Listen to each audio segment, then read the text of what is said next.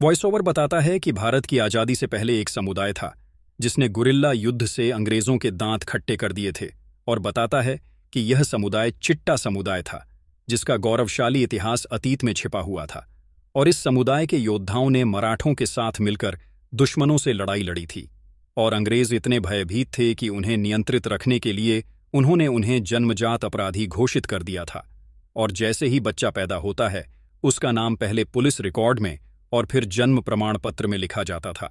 वह कहते हैं कि आज़ादी के बाद भारतीय सरकार ने ब्रिटिश कानून को खत्म कर दिया था, लेकिन इस समुदाय के बारे में समाज की धारणा नहीं बदली। उन्होंने कहा कि शिकार करना उनका पेशा नहीं बल्कि धर्म था, और उन्हें कानून द्वारा प्रतिबंधित कर दिया गया, और उनका धर्म उनसे छीन लिया गया, और उनके पेशे पर प्रतिबंध लगा दिया गया, और उनका जीवन और भी कठिन हो गया। उन्होंने कहा कि चिट्टा समुदाय के लोग जन्मजात अपराधी होने के काले दाग के साथ जीते हैं, और उन्होंने स्वीकार कर लिया है कि वे चिट्टी हैं, यानी जन्मजात अपराधी। चिट्टा गांव दिखाया गया है। बिंदी हरीश से पूछती है कि वह छोटे पक्षी क्यों लाया। अगर वह तीतर बटर लाता तो वे इसे पकाते। हरीश कहता है कि यह एक अंतर्राष्ट्रीय पक्षी है और दत्ता को इसकी अच्छी कीमत मिलेगी। दत्ता दिखाया गया है। वह बाघ की खाल लाने के लिए बल्लू की सराहना करता है और इसे सुरक्षित रखने के लिए कहता है। हरीश पक्षियों को वहां लाता है। बल्लू उस पर हंसता है और दत्ता से कहता है कि पता नहीं भैया जी हमें कितने पैसे देंगे। दत्ता बताता है कि वे सरकार हैं। राखा कहता है कि अगर हम इसे खुद बेचते हैं तो हमें बहुत पैसा मिलेगा। दत्ता बताता है कि सरकार की वजह से हमें कुछ पैसे कम मिल रहे हैं, लेकिन हम उनके द्वारा संरक्षित हैं। वह कहता है कि सरकार इन पक्षियों की तलाश में है। बल्लू हरीश पर हंसता है और उसे चिड़ी मार कहता है। हरीश उसे अहंकारी न होने के लिए कहता है और कहता है कि मैंने हिरण, बाघ आदि का शिकार किया है। हरीश ने उससे उसका नाम न लेने को कहा। दत्ता ने उनसे लड़ाई बंद करने को कहा और कहा कि तुम दोनों चचेरे भाई बहन हो। हरीश दुखी हो जाता है और वहां से चला जाता है। उसे याद आता है कि गीता उसके साथ फोटो खींच रही थी और कह रही थी कि उसे बस से जाना है। वह कहती है कि मुझे अपने माता पिता से बात करनी है, और कहती है कि हमारा बच्चा पैदा होने वाला है, और कहती है कि उन्हें सहमत होना होगा। वह कहता है कि मैं चिट्टा हूं और तुम्हारे माता पिता सहमत नहीं होंगे। फेसबुक खत्म हो जाता है। गीता कार में है और ड्राइवर से मोक्षगढ़ ले जाने के लिए कहती है। वह कार रोककर कहता है कि मुझे नहीं पता कि तुम किस मजबूरी में यहां आ रही हो, लेकिन कोई भी चिट्टा समुदाय में जाने की हिम्मत नहीं करता। तुम्हें यहां से पैदल यात्रा करनी होगी। यह 3 किलोमीटर दूर है।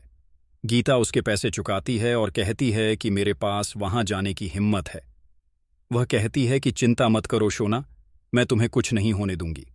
तुम्हारी माँ एक योद्धा है और तुम भी योद्धा बनोगी। वह कहती है कि मैं तुम्हें तुम्हारे पिता से मिला दूंगी। गीता के पिता ने उसका फोटो फ्रेम तोड़ दिया और अपनी पत्नी से पूछा, गीता कैसे भाग गई? उसकी माँ ने बताया कि वह बेचैन थी, इसलिए वह उसे अस्पताल ले गई। उसे नहीं पता कि वह कैसे भाग गई। वह कहती है कि मुझे उसके लिए चिंता है, और कहती है कि उसके साथ कुछ भी हो सकता है। उसके पिता कहते हैं कि निश्चित रूप से वह उस चिट्टा आदमी के पास गई होगी, और कहते हैं कि किसी ने सही कहा है कि प्यार अंधा, स्वार्थी और बुरा होता है। वह कहते हैं कि उसे सिर्फ अपनी परवाह है, हमारी नहीं। वह उसे कालीकांत को बुलाने के लिए कहती है और कहती है कि उसका चिट्टा बस्ती पर कब्जा है और वह तुम्हारे दोस्त का बेटा भी है। वह चिट्टा का भाग्य विधाता है। कालीकांत को दिखाया जाता है, जो अपने बारे में बताते हुए कहता है कि चिट्टा उसके व्यापार और राज्य की संपत्ति है, और उन पर लगा काला धब्बा मेरे लिए चंदन के समान है। उसका नौकर बताता है कि अवधेश सोलंकी आपसे बात करना चाहता है। कालीकांत फोन उठाता है और उसका अभिवादन करता है। वह कहता है कि तुमने मुझे आज कैसे फोन किया? सोलंकी कहता है कि तुम्हारे गांव ने मुझे मुश्किल में डाल दिया है। वह उन्हें सब कुछ बताता है। वह कहता है कि गीता मेरी इकलौती बेटी है और वह चिट्टा से गर्भवती है। कालीकांत क्रोधित हो जाता है और कहता है कि अगर तुम्हारी इज्जत खराब हुई तो गंदा पानी हम पर भी पड़ेगा। वह उससे सब कुछ उस पर छोड़ देने के लिए कहता है। वह बंदूक लेता है और चला जाता है। हरीश की माँ और बिंदी उसे गीता को भूल जाने के लिए कहती हैं। तभी बिंदी गीता को आते हुए देखती है और हरीश से कुछ कहने के लिए कहती है। हरीश उसकी ओर देखता है। वह गीता की ओर दौड़ता है। गीता दौड़कर वहां आ रही है। हरीश उसे पकड़ लेता है जैसे ही वह गिरने वाली होती है। वह कहता है, हमारा बच्चा। गीता हाँ कहती है। मंगला गीता को बताती है कि हरीश उसके बिना बेचैन था। वहां एक महिला आती है और कहती है कि गीता अभी नहीं जा सकती, अब उनकी शादी हो जाएगी। गीता हरीश को बताती है कि उसके पिता ने उसे बंदी बना रखा था और बताती है कि जब उसने उसे उसके बारे में बताया तो उसने उसका क्रोधित अवतार देखा है। वह कहती है कि वह हमारा बच्चा गिरा देता, लेकिन डॉक्टर ने कहा कि मेरी गर्भावस्था में एक जटिलता है और इसीलिए उन्होंने बच्चा नहीं गिराया।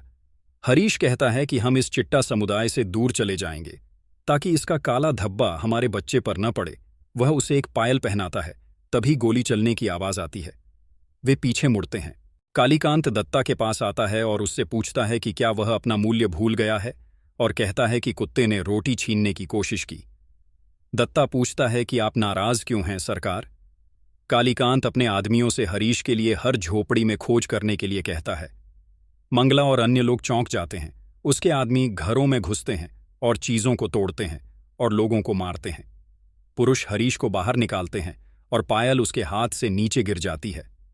गीता बाहर आती है और उन्हें हरीश को छोड़ने के लिए कहती है। कालीकांत उसके पेट को देखता है और दत्ता से कहता है कि हरीश ने बहुत बड़ा पाप किया है। वह दत्ता से पूछता है कि क्या वह जानता है कि लड़की कौन है। दत्ता कहता है कि वह हरीश की होने वाली पत्नी है। कालीकांत उसे चुप रहने के लिए कहता है। वह कहता है कि मोहन भोग भगवान के लिए रखा जाता है और आपने इसे गंदा कर दिया है। वह उससे पूछता है कि यह लड़की कौन है। गीता कहती है कि मेरे झूठ के कारण चिट्टा समुदाय को सजा मिलेगी।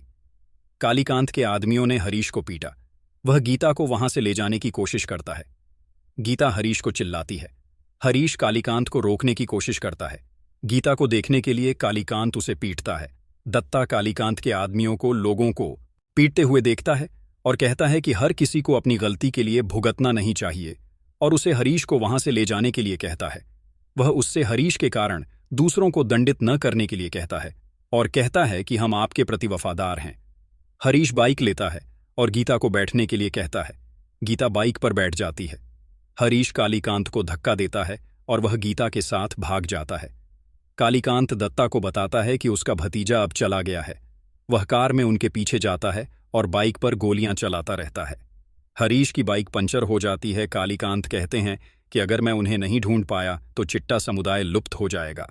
गीता थक जाती है और राम जी से प्रार्थना करती है। वह हरीश से कहती है कि वह चिट्टा समुदाय में जागृति लाना चाहती है, लेकिन हमें यहां से भागना होगा। हरीश कहते हैं कि हम अपने बच्चे की शानदार परवरिश करेंगे। वह कहती है कि हमारा बच्चा समुदाय में बदलाव लाएगा। गीता को प्रसव पीड़ा महसूस होती है। वह एक झोपड़ी देखता है और उसे वहां ले जाता है। अवधेश सोलंकी ने कालीकांत से पूछा, गीता कैसे भाग गई? कालीकांत ने कहा कि जैसे वह आपकी नजरों से बचकर भागी थी। वह कहता है कि वह जिंदा है क्योंकि वह आपकी बेटी है।